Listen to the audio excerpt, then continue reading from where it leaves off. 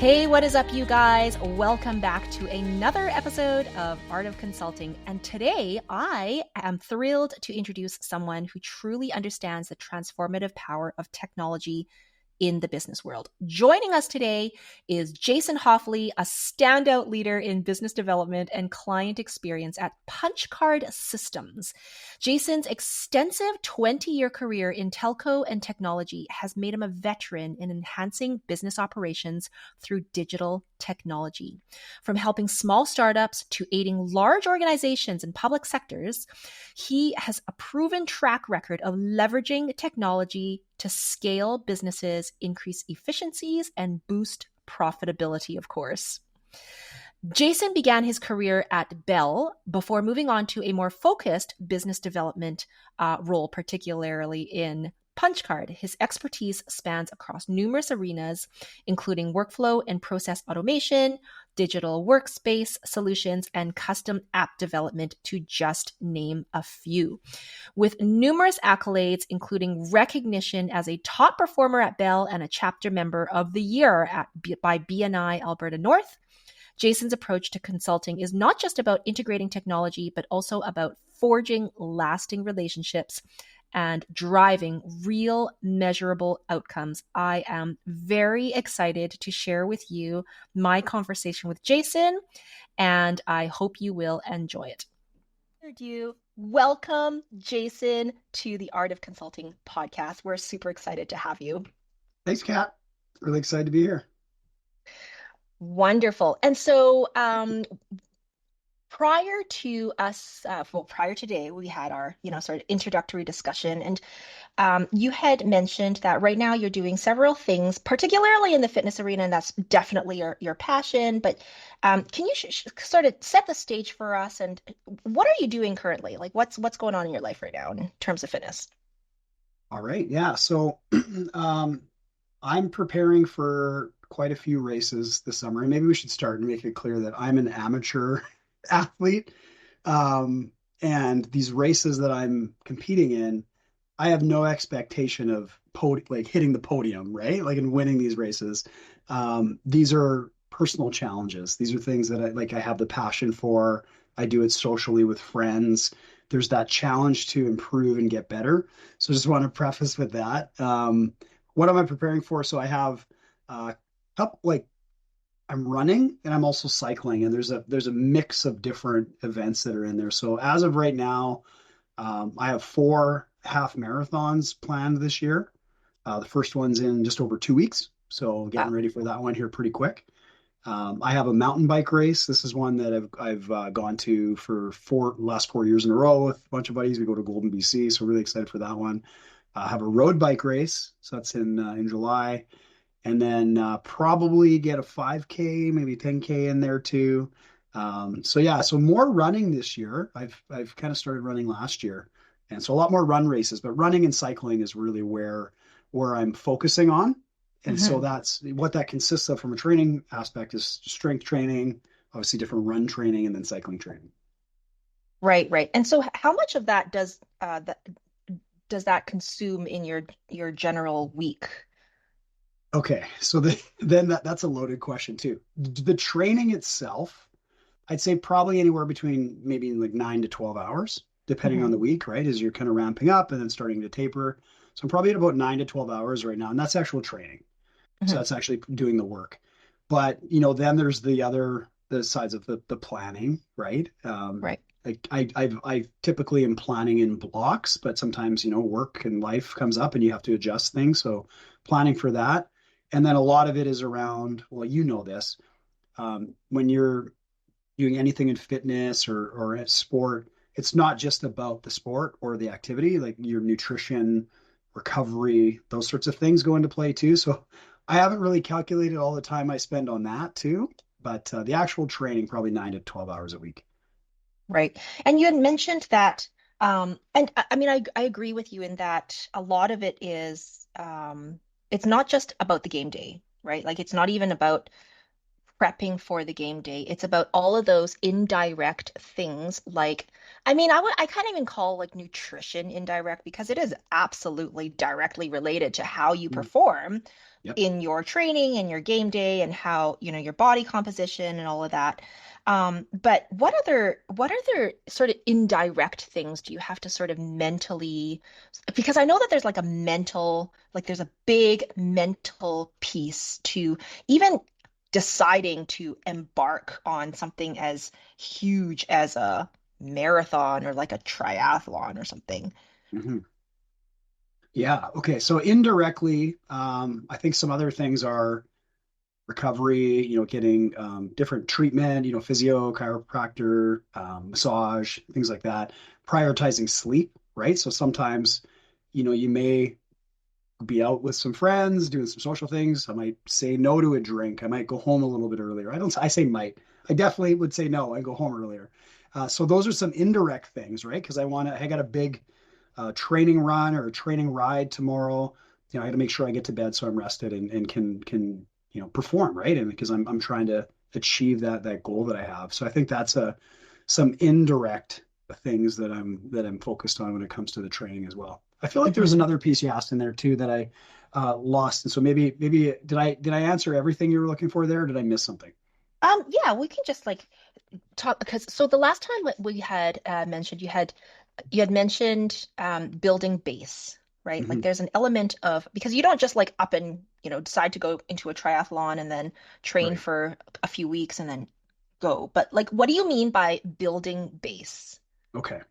So yeah, absolutely. So for me, I think when I'm planning for these races, no try I did a triathlon last year as my first, maybe my last. I'm not a great swimmer, and I really, really did not like the swim. I like the bike, I like the run.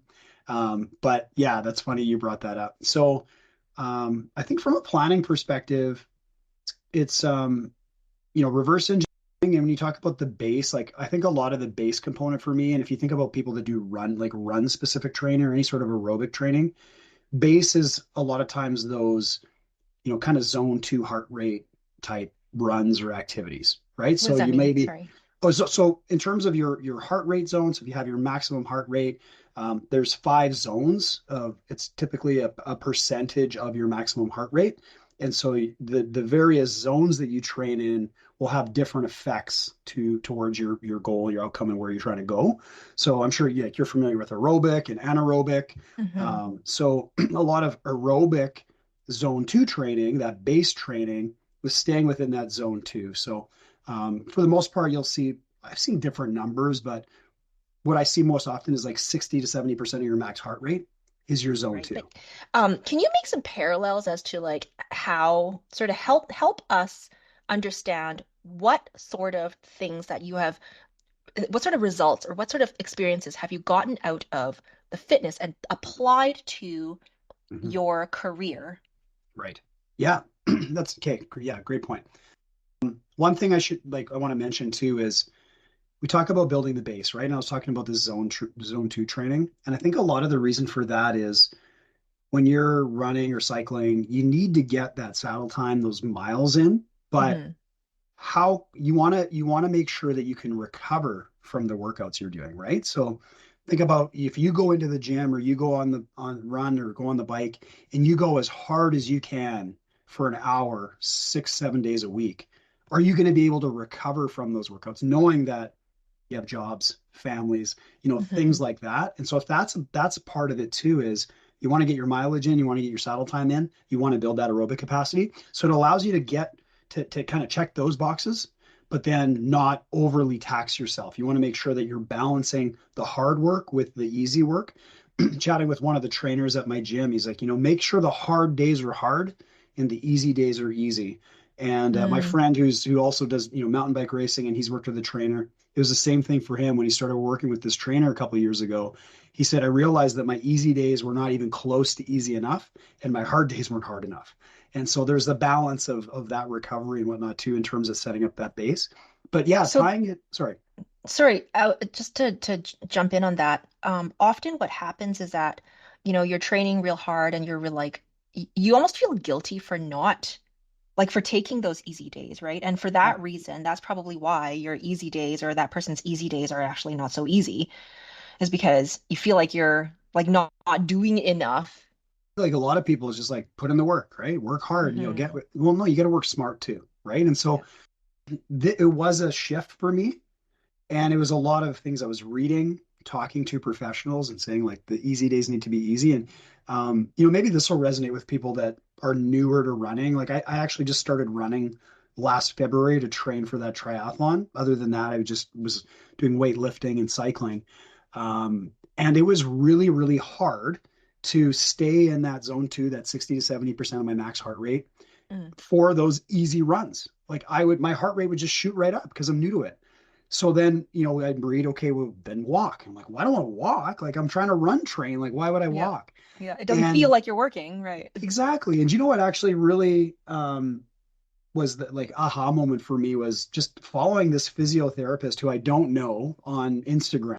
And she posts a lot of stuff for runners. And I saw this post where she was talking about that, like zone two, give it time. If you need to walk, then walk. It's okay. Trust me on this. Give it 4 weeks. Just 4 weeks. Any zone 2 days, just walk if you need to bring your heart rate back down. And so I thought, you know what? This is the message I needed, and I followed it. And it within that time frame, now I don't have to walk anymore. Like it was just like, listen to the experts and so it was really helpful in terms of me, building up that base, building up that capacity. I had to take a few steps back, right? You got to crawl before you walk. I got to Hmm. walk before I run. Like, so to get to the goal I wanted to go to. So, yeah, it was really interesting and it worked though. It's like, okay, Right. this is what I've been hearing. It took that specific message for it to find for me. I had to lose the ego a little bit. I think that was part of it, right? Like I'm on the treadmill and well, I don't want to walk. Everyone else is looking at me And and they're running. right. So I want to keep running. So yeah, I think that was part of it too, was that ego. Yeah, yeah, 100%.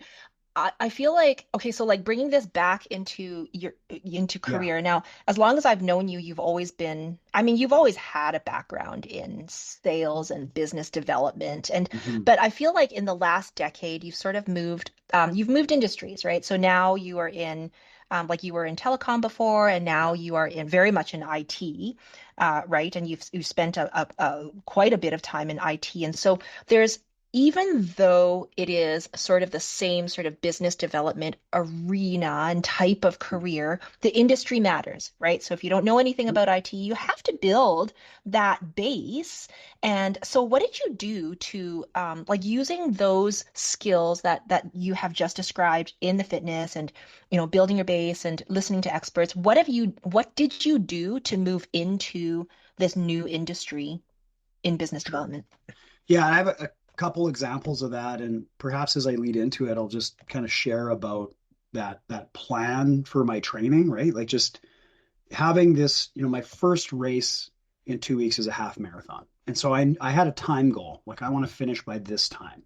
So I knew that I needed to um, do certain things to get there. And I had 9 weeks. I gave myself 9 weeks because I was coming off at more of a strength building block throughout the winter.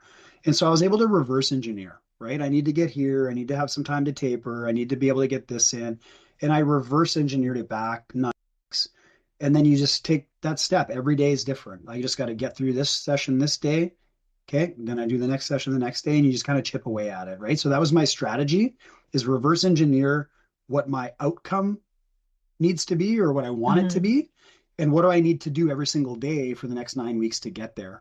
So even before I moved industries, when I, went from retail sales and retail sales leadership into business sales, like B2B, um, I got to the point where I could reverse engineer my activity, my daily activity to hit my quota, right? So if you're a sales rep, you have a target, a monthly quota.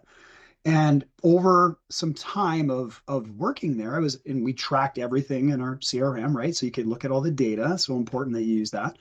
I was able to reverse engineer and say, okay, if my target is X every single month, I need to have, and I know that my closing rate is 35% or whatever it is. I need to have this many opportunities because I Mm. know my average opportunity size was X as well. Mhm. And to get that many opportunities, I need a certain amount of meetings. And to get that many meetings, I need to make a certain amount of cold calls, follow up with old clients, different prospecting activities, right? Mm-hmm, So I mm-hmm. was able to reverse engineer that and know that, every single day, I can't remember the number, this is years ago, but every single day, let's say I had to make either 10 cold calls, reach out to past clients, emails, whatever it might be. I had to do that 10 times a day. And if I did that, I would get the meetings, I would get the opportunities, and then my close rate, and I would hit my target. So I was able to reverse engineer and kind of that. So I Right. think, when we look at changing industries, I think that's part of it too, is reverse engineering of, there's going to be a ramp up, right? I think with most sales roles, and there's typically, depending on the employer, kind of 3 to 6 months is a ramp up period, and so figuring out what can you do in that time frame to get onboarded, be in front of different opportunities, access to different information, try to expose to so many different things, meet with other people on the team, right? Like we got almost 50 people on our team. Like I have to work with a lot of other folks every day, right? It's not just me No, yeah. saying this and doing the implementation. Like there's a big team perspective. Yeah. So really figuring out, okay, in 6 months, if I want to feel really confident in these certain areas, what do I need to do to get there?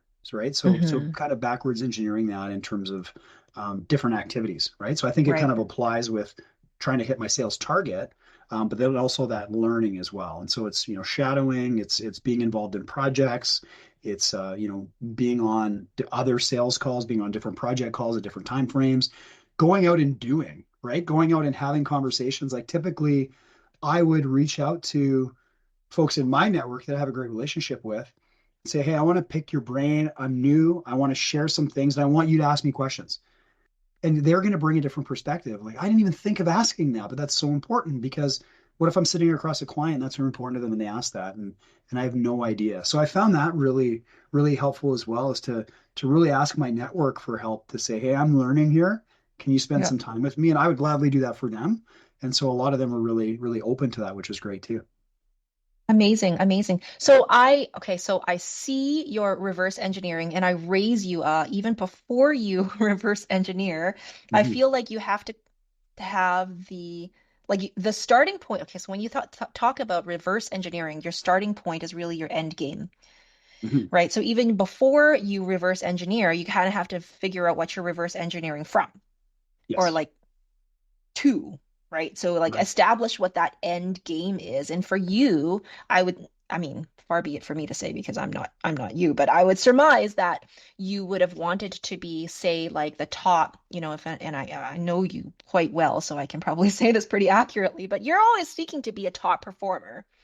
Right. Right? Like you're not seeking to be like sort of middle of the road, mediocre. You want to be Right. in that top 5 or 10%. And so that is where that's sort of the starting point, right? And then from there, you then go ahead and reverse engineer like how many.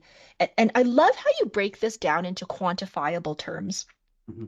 You know, I once had I don't remember how this information came to me now. It's been a while, but there's like two types of goals. There's like quantitative goals and there's like or sorry, targets, right? There's well, goals, targets, quantitative targets, right? So like X number of calls in Yes. your case or like X number of meetings and qualitative targets, Mm-hmm. right? And so it's like not only just the numbers that matter, it's the what do they look like, Yeah. right? So that's really interesting because I feel like that is like what you had just described there is very applicable to I mean, you speak from sales because that's the career that you are in, but this can be applied to whether or not you're a leader in an organization, if you're like seeking to be, you're an employee now and you want to seek to be self-employed, you still have to figure out what those targets are, like what Right. that end game looks like, right? And Absolutely. then Yeah. I like think you can reverse apply that engineer. anywhere. Anywhere. Yeah. And I don't like, are you familiar with like EOS, Entrepreneurial Operating System? So it's like No, a tell me business. about that. Okay. So I'm not an expert by any means, right? But I've read a few books, and a lot of small businesses utilize this framework for how they run their business. So um, one of the books I think it's the second one in the series is called How to Be a Great Boss. It's by Gino Wickman. So it talks about working with your people. And one thing that really stuck with me from there was he says everyone has a number. And what he meant by that is KPI, target, these metrics that you can be measured in. And for sales, it's pretty easy, right? Okay, you need to sell 100 widgets this month. That's your number. However you get there is up to you, but you need to sell 100 widgets. Mm. So he said, but everyone can have a number. He's like, for instance, this one client they worked with, the receptionist had a number. It was two. Two rings good, three rings bad. Answer the phone as quick as possible. Oh, That was their interesting. KPI, right? So I think that I found that really interesting as well. And again, that's on the quantitative side. Yeah. But yeah, there are other aspects. But I think, yeah, knowing what that is, and that like we're talking about business. When you're working with team members, and something that we're doing at Punchcard right now is we're developing a new role that we've never had within the organization. So we're going through the roles and responsibilities, and we're looking at the scorecard, right? How does a person in this role know how they're successful in the role or not? How are they going to be measured? So we want to paint that picture to say, here's what we want to see in a bunch of different areas, some qualitative, some quantitative. And this is how we're going to grade if you're successful in the role or not, right? So I think that's so important. So we're talking about business, and if anyone that in your organization does not have KPIs, does not have a scorecard, does not know what success in that role looks like, I think you need to How can define you? what that is. Like Yeah. that's the outcome, and then they can figure out how they get there. Yeah, that I love that. And I feel like that can be applied to not only business, but every single area of your life. Now you've spoken from the like sort of the physical fitness point of view, but also like what does success look like for your family life? What does success look like for you being okay in your like feeling good in your own skin, right? Often I feel like we don't necessarily think about, and I'm just kind of generalizing here, like people don't necessarily think about something as simple as, well, what does it take for me to feel confident with myself or like okay in my own skin to talk to another human in on this earth? Do you know what I mean? Yeah, Like we often feel like most of us feel inferior to people, right? And then that's kind of where the ego comes in and like, you're acting from a perspective of fear and not a perspective of, hey, like I truly want to add value to your life, right? And it all begins with understanding what your definition of success is. absolutely. Amazing. I think a lot of Amazing. people, yeah, and on that note, like, I think a lot of people when they think success, they think money, right? They Hmm. think Yeah. status, they think material things, but Hmm. that's Which important are to a lot of fun. people. They're Yeah. fun, right? I Hmm. like certain material things. I don't think I have like really high end taste or expect too much, but Oh, I some know you. people, yeah, Carry some on. people look at that as that's a measure of success. But so I work with a coach. I've been working with him for 3 or 4 years now. He's awesome. He's made the biggest impact in my life on the personal. Like I can talk to him about personal life. I can talk to him about business. And actually, he used to run a bunch of marathons too. So I can even get some advice on running too. So it's kind of nice that I got all three of those aspects. But how he measures success is radiant health. Like he's 70 years old, and that's important to him is having radiant health. And so What's if he radiant can, health? so like yeah, so he's going to have a different description of what that looks like, but I think it's happiness, it's feeling good, it's moving Ah. good, it's having the energy for him and his wife to go do the things that they're passionate about, right? So because I think there's the whole like lifespan and health span, right? You've probably Mm. heard those terms, and so I think it's about into his older age having this radiant health, being a positive person, making an impact. It's nothing to do with money or status or material things at all, right? And so that's how he's defining success in his life right now. And so those are some of the things that I've worked on with him. And so for me, there's we talk about these four different kind of energy buckets. And there's physical, there's mental, there's emotional, and there's spiritual. And so we talk about different areas and trying to have balance or harmony within each one. So for me, if I'm thinking about success, like and I think most people are probably this way, very, very full most of the time on the physical, right? We're talking about fitness and the training and the mental, right? I'm very in my head, analytical, driven in a lot of different ways, but those I had gaps in those other areas, right? And so now for me, in terms of success, I want to, I'm not going to maybe win a race, but I want to improve every year. Every time I do another half marathon or another mountain bike race, I want to get faster. I want to get better. I Mm. want to get stronger. So that's my goal. And I'm measuring success by, am I hitting those goals or getting close to it and getting that progress? On the business side, I have business goals. And so those are, and a lot of that is mental.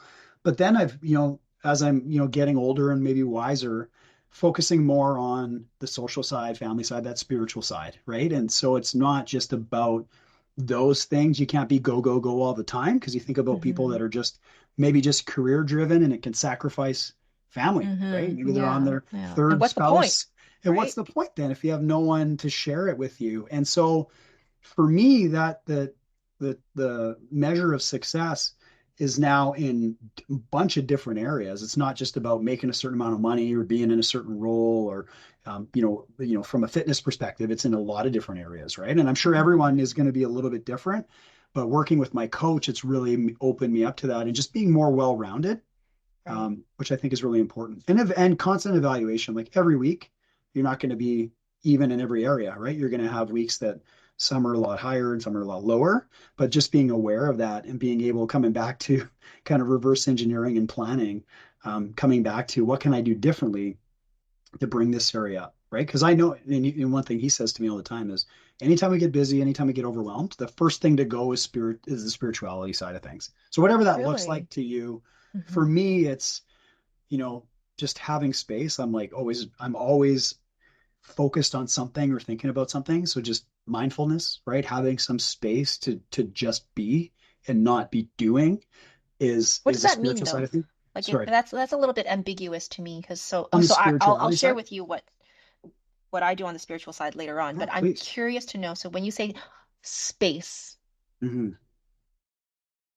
what does that mean? Okay, so Or like just being? for me, I typically I wake up before my alarm and my brain's going a mile a minute and I got 100 different things on my and like thinking about, okay, I got to do this, I got to do this, I got this thing I got to take care of, right? And then then I jump into my training and I'm thinking about the training. Then I start work and I'm thinking about all that. And then the evening comes and I'm thinking about all this stuff the next day. So we spend most of our time either living in the past or living in the future and very little time being Oh, present. yeah. So it's Hmm. when we talk about mindfulness, right? And just being and giving that space, it's not looking at my phone. It's not working. It's not planning my workout. It's not thinking about my meal planning. Like it's really just being, right? And things come up, like like if you, I don't know if you have a mindfulness practice, but things come up. Okay, I recognize that that's there. Cool. I'll come back to that. I'll park that, and really trying to create that space. Now, I don't do that consistently enough, but what I find is when I am consistent, man, does it make a difference. Really? And when I'm busy and overwhelmed, Yeah. it's the first thing to go. And I realize it because now my sleep starts to get affected by it. My training feels a little bit harder. I'm trying to Hmm. work on a proposal or something strategic and I'm tired and I can't focus as well. And it always comes back to, again, trying to build up that bucket. So that's what that looks like for me. And I know for everyone, it's quite different. For some people, it's their faith, it's the religion. That's a big part of their spirituality. Hmm. For me, it's just trying to kind of have that yin with the yang. Like I'm very like go, go, go most of the time and just trying to balance that with that space, with that mindfulness. Right, right. Does that include watching TV? Like, is that part No, of space? Okay. no. And I like watching TV, right? I used to feel guilty about that. I used to feel guilty about what, but hey, I Of like watching TV or not about watching watching TV? TV because you people are You like, oh, I feel just, guilty. watch TV. It's not like I Yeah. watch TV 6 hours a day, but I used to feel guilty about watching TV. But why not? Like, it's entertainment. If that's what you Yeah. enjoy, then everything in moderation. But And no, having a I little bit wouldn't of include that. escape is okay, Yeah, you know. I wouldn't include that because sure, that's nice to relax and you can put on something and shut your brain off. So there's Hmm. some maybe recovery aspects there, but I don't think no, I know it doesn't fulfill that spiritual bucket Right. or thing for, yeah. So I Right. wouldn't consider that space. Like it would be no screens, no conversation, typically solitary. We have a little sauna here. Like, I don't use that enough, but getting in there and just breathing and trying to be mindful or just sitting down and being mindful and trying to meditate for a period of time, I think is the way to go. Sometimes I just go lay on the couch, just no music, nothing on, and just be, right. And that's, yeah. So I find that really helps. Amazing, amazing. I have two things to add to that. So first, you had mentioned space and is typically solitary. I once, and I'm actually going to have a conversation actually with this individual a little later on, depending on when this podcast is aired. But he wrote a book called Three Simple Steps. His name is Trevor Blake, and he's a wildly successful entrepreneur. Anyways, one of the top lessons that he shares is to have that mindfulness where he calls it taking quiet time, Mhm. TQT, taking quiet time. And it's no more than 20 minutes a day. But exactly as you say, best is to have it first thing in the morning, first thing in the morning. And Yeah. you're just sitting there and you are essentially, it's not like you're emptying your mind. And because it's hard, right? Like Mhm. you're always thinking about something. And even if you try not to think about something, you're actually thinking about the thing that you're not supposed to be thinking about, Right. right? And so it's like, and I mean, people call it meditate, call it whatever you want, like taking quiet time. I think he takes sort of an agnostic sort of approach to it, taking quiet time, as opposed to meditation or like any sort of whatever. But it's 20 minutes. You sit there and you just like let your mind go blank. Mhm. And in that, and he gets into a little bit of, connecting with the universe and the network of nature and that. But that's exactly what you're talking about. And Yeah. that's like, right? Like the spiritual. I will tell you that so you and I have known each other for like over 20 years. Mhm. Um, and we didn't meet when we were like three. Let's leave it at that. But I have meditated every single day. I'll tell you, I've missed very few days where I meditate for the last good 20, 30 years. Wow. And it's made a tremendous difference. Now, my meditation has evolved throughout the time. And it's interesting because my now 12-year-old child is like, if I'm like getting antsy or like cranky, he'll be like, Mom, you need to meditate. Yeah. Or That's a like, did good you clue meditate though. Me today? too. And I'll be like, no. And he'd be Yeah. like, oh, no wonder. That's awesome. What a I guy. can't, I'm gonna butcher this. I don't know who said it, but my coach has shared this with me before about, I don't know if it was like a monk or someone, but anytime they felt like they didn't have time to meditate, like let's say the time frame was 30 minutes. If they couldn't do their Mm. 30-minute meditation that day, then they would do it for an hour, right? Oh, If you think about that, just like to catch up. if I feel like I'm so overwhelmed that I don't have time to spend that 30 minutes that's so important to me, well, I need that tells me I need more time, right? So he would that's what he was Interesting. getting at is he'd actually figure out a way to carve out double the time because he needs it even more because of how he's thinking about it and avoiding it. Right. And it's interesting that, you talk about you haven't missed it in, that long, which is awesome. Wow, that's like the No, no, consistency no. that was really impressive. Let me be clear. There are times that I do miss it, and then as a result, I get cranky, and But then, very few, you can said though, right? very few, very So few. super consistent, right? Mhm. And honestly, I feel like that's kind of how I am with my training too. And so that's again trying to have that balance. Because I remember even talking to my CEO recently. He's like, "So what happens when you miss a workout?" I'm like, "I don't miss a workout. Like unless I'm injured or like have the flu or It's like something, like doesn't happen. it doesn't happen. Like you like yeah, you just do it. Maybe it's not as good that day, but you just do it." Yeah. And so I think yeah, the fact you obviously have a good why and really motivated, so that consistency is yeah, that's awesome. Yeah. So we're talking about meditation, and a lot of people who might be listening to this is like, well, I don't meditate, I can't meditate, I can't, quiet my mind.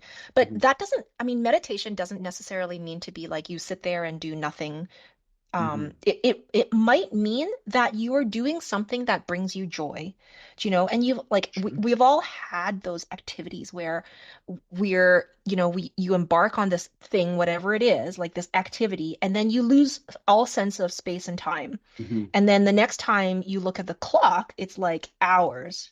And you know that that is when you are completely and utterly absorbed in that activity and it's bringing you joy, Yeah. right? Whether or not it's reading, whether or not it's, playing an instrument. So that I feel like is a form of what you're saying to give yourself space as Sure. well. Yeah, and it actually makes me think of I'd consider him a friend. We used to work together, and he's super social. And I remember, like, I think like this was so interesting because I'm the complete opposite. But I remember seeing him one day, and he was noticeably tired.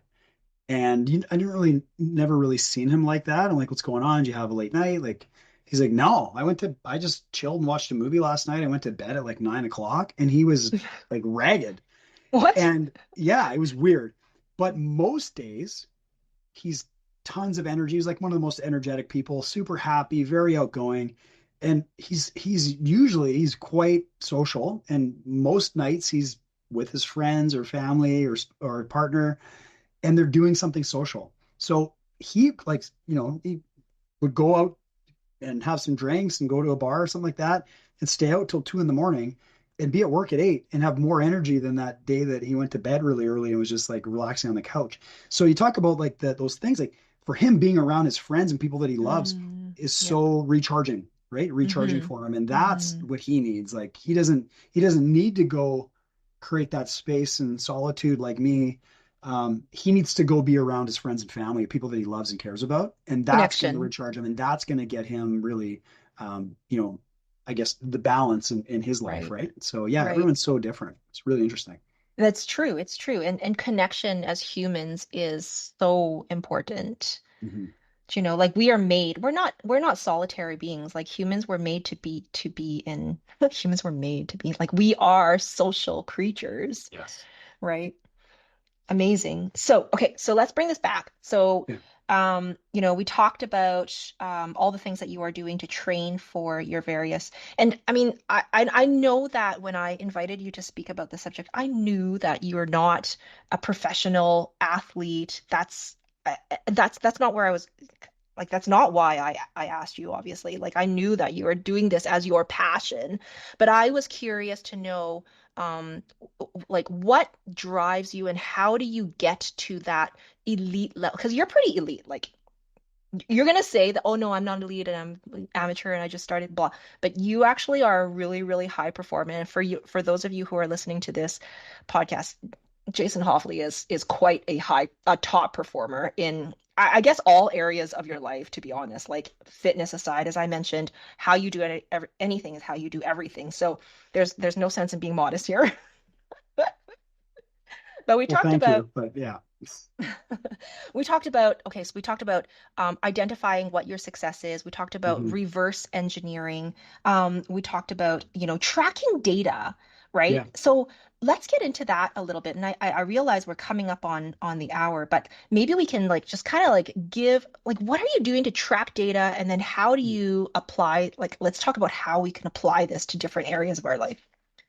Yeah, and I know you said coming up on the hour. I think maybe something we could finish on too is because it probably makes sense to wrap it up is the motivation, the why, right? So I think because it's like, yeah, Yes. you have a plan, you reverse engineer, but if you don't know why you're doing it, then how are you going to get out of bed every day and do it? So maybe that's a good note to finish on.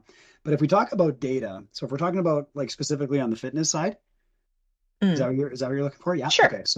Um, so I like, strength training. So if you're trying to get stronger, you're trying to, you're working on building muscle, hypertrophy, things like that, you need to progressively overload, right? So you need to lift more weight than you did last time. You need to do the same weight for an extra rep, whatever it might be. So how do you know that unless you're tracking it?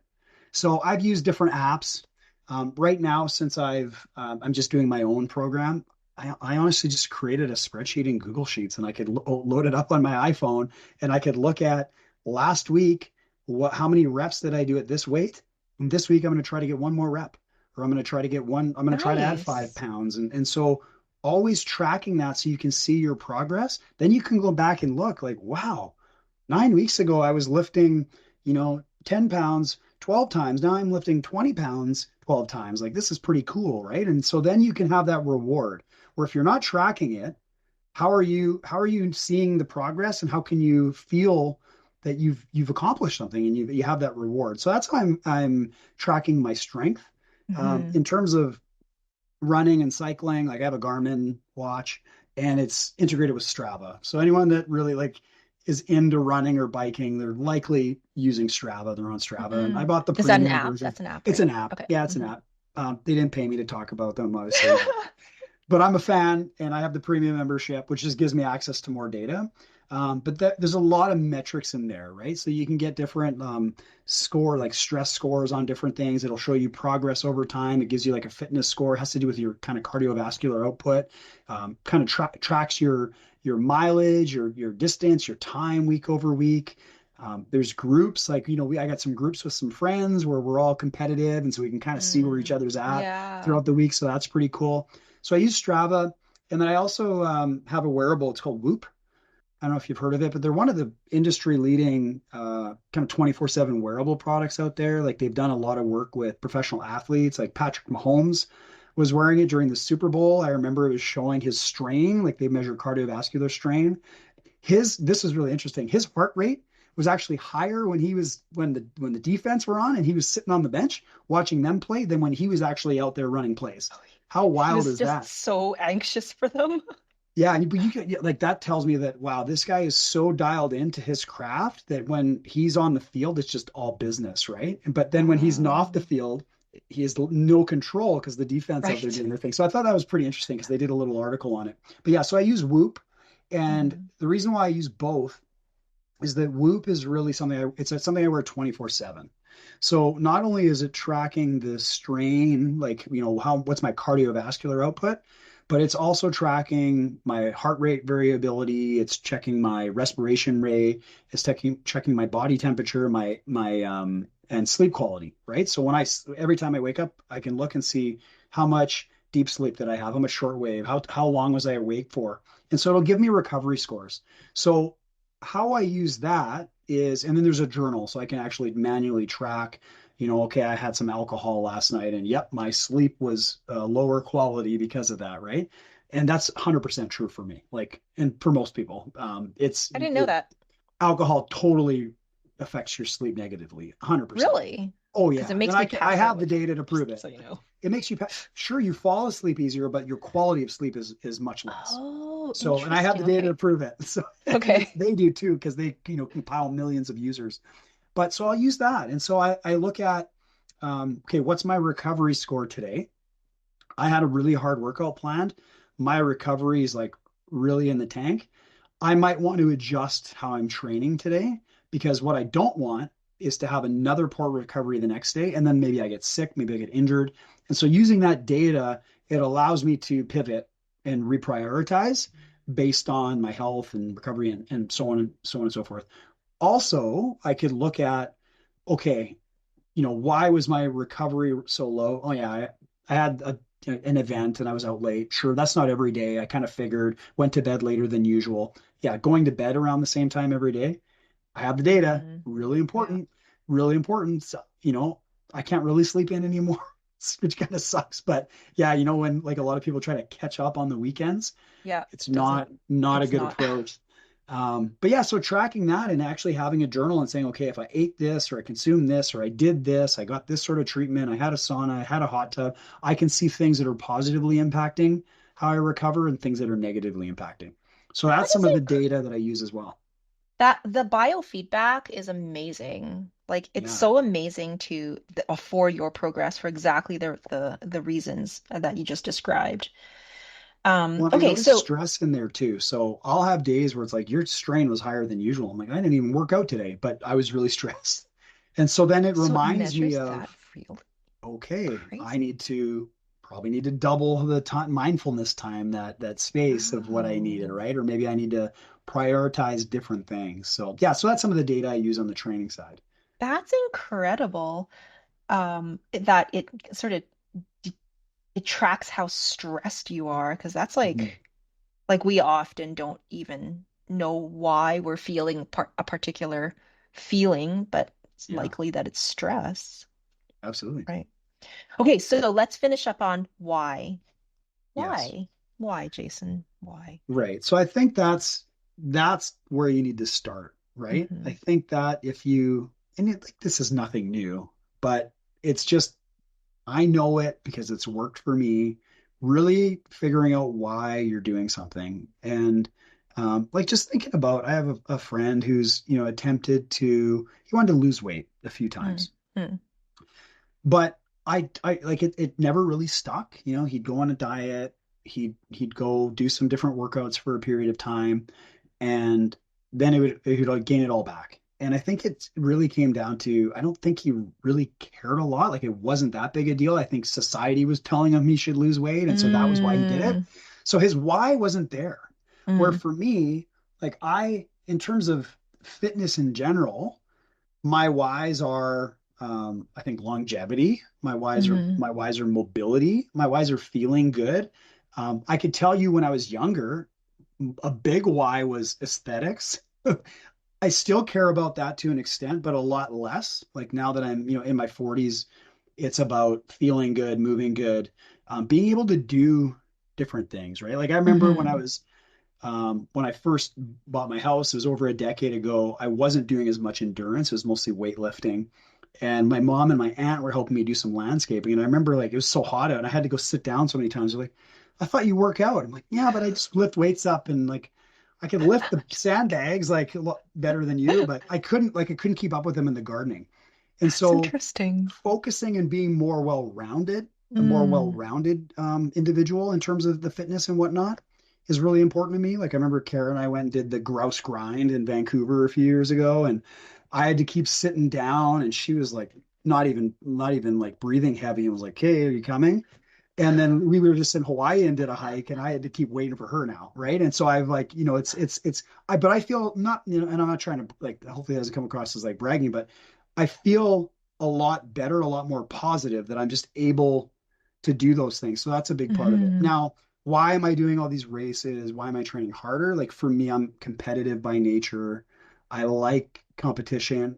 It's with myself, really. Like the most of the competitions with myself. So I want to improve. I want to be better. And it's super rewarding when you see that you put in all that work and your race time is 5 minutes faster than the last time or 10 minutes faster mm. than the last time. Yeah. So for me, there's a couple whys there on the fitness side is, feeling good, moving well, being able to do different things and not feel like I'm restricted. But then also that competitive getting better every day. Hmm. So those are my whys, and that's why like it's super easy for me. I got up at 4:30 today to go do a strength training session and then jump on the bike. And like a lot of people might just want to press snooze or be like, "How do you do that? That's crazy." But I know the why, and so it's easy for me to get out of bed and go do it. Um, you know, there's things in my life that I should do that I avoid and procrastinate because I don't have the why behind them, right? But I Right. think when you take that to business too, like, what's my why is like I'm part of this scaling, really exciting organization and I want to grow with it. I want to continue to evolve professionally. So I need to continuously level up every day. I got to do different things. And being in business development, my why is the team that I work with, right? We got, 50 people that are counting on me and others to develop that business to ensure that we have projects that they can keep working on. So that's a big why for me too. So it's part of it's selfish and things where I want to go and where I want to be, but part of it is the team aspect too, right? And even if you're 100%. not in sales, like if you're someone that's working on a project or doing different consulting where you're part of the delivery side, there's a lot of ways to have the whys in there too, right? To impact the client, like deliver that outcome that project is supposed to deliver, or create a great reputation for the organization so you can continue to get more work and be able to put food on your table and things like that. But yeah, so those are just some things for me that on the fitness side and the business side of just knowing where I want to get to, like why I'm doing it. And it makes it way easier to put in the Mm, work and do what you need to do, even if it's uncomfortable, right? Even yeah. if you have to work a little bit later, if you have to get up at 4:30, it might be uncomfortable. You might not want to do it, but you come back to the why and then you just get it done. Or if you have a Which, setback, yeah, you have that grounding, what's it called? R Reason for being, but it's in French. I don't remember the term. I don't It's speak British, so I have no idea. But yeah, you're right. Like if you have an injury, a raison setback, d'être. That's what it is. is it resiliency? Is that Raison d'être. okay? I don't know if Reason that's to be. a reason to be. Okay. Yes. Yes. So you had spoken of this scaling, exciting organization. Before we wrap up, do you want to tell us a little bit about that? Yeah, so Punchcard Systems joined the organization about 16 months ago. Had known the CEO for a year or two prior to that, and when I told him I was looking for a new role, he said we should chat. And I thought absolutely, like ton of respect for him and what he's built. I got to meet other folks on the team, and to be a part of what they were building was really exciting for me. So yeah, my role, director of business development. We're trying to scale the organization. We work with companies that are trying to transform the way the way they work, the way they deal with their clients, the way their employees do their work and engage with each other. And we're really in the business of digital transformation. And Mm. we do that through three practice areas. Digital advisory, so helping with strategic roadmaps and where you need to go. We do that with digital workplace. So looking at, we're on Teams right now. So utilizing these Teams tools really effectively for communication, collaboration, automating mundane tasks, those sorts of things. And then we build custom applications with custom software, web apps, mobile apps. So we're right in technology. We're leveraging these new things that are coming out like AI and machine learning and all these different enhancements to technology. So that's super exciting. And being consultants, right? Like we work with many different clients in many different industries. Every day is different. Every problem is a little bit different. Every project is a little bit different. So that is all really exciting to me. Now, I could do that in other businesses. There's other businesses that are building custom software and they're Sure. using AI and whatnot. But what I love about Punchcard is the culture that has been built Mm, there, yeah. the leadership, which comes down from leadership, but then also the rest of the team, right? You have a great culture, you attract the right people, and it's funny. I was just at an event yesterday, and this guy was talking about work. And anytime he's asked someone, what is it that you love about your job, if they're really happy about their job, and it always comes back to the same two words, and he said, the people. And I think that's a big part of it. So yeah, we're doing really cool work, really cool projects. If it wasn't for the people, that probably wouldn't matter as much. So it's a combination of those things. But yeah, it's been great. It's been a great 16 months, and I'm really excited for the future. Like I said, we're scaling, so the future's Awesome. bright, and it's really exciting. Awesome. So Punchcard is owned and operated in Edmonton, Alberta, Mhm. Canada, if you're listening from the States, as mo many of us are. And as Jason had mentioned, digital transformation, particularly, would you say your focus is on Microsoft technology? So I in the feel like it digital is. workplace, Yeah. it's really, yeah, the digital workplace practice is really focused on leveraging those tools, right? So I think there's 300 million users in Microsoft 365 globally. Yeah. So when you think about all the organizations that are using these tools, how can we help them unlock the capabilities and improve the way they work? So that's our digital workplace, but we also build custom software. And Right. we Okay. do leverage a lot of the Microsoft tool stack to do that. Right. Um, but yeah, so those are the kind of the two different areas in terms of the products and platforms that we're building. Awesome, awesome, awesome. Thank you so much, Jason. This has been a truly illuminating conversation that we touched on various different areas that, at the surface they don't seem related, right? Like fitness and business and, even meditation. But, when you go down and dive down a little bit more, they're absolutely related. As I had mentioned, how you do anything is how you do everything. And so if you can identify what those successful traits are, what people do to be successful in one area, well, you can very easily scale or apply that in various other areas of your life. Any final words for our listeners? Parting wisdom? Oh, kind of put me on the spot. I don't know. You know what? Thanks, Kat, for having me. I think this was fun for us to chat about this. I know it's something you're passionate about too, on the fitness side and the business side. So yeah, just thanks for having me, and it was cool to be here and chat with you, and hopefully there's some value and people enjoy what we talked about. So yeah, thanks again.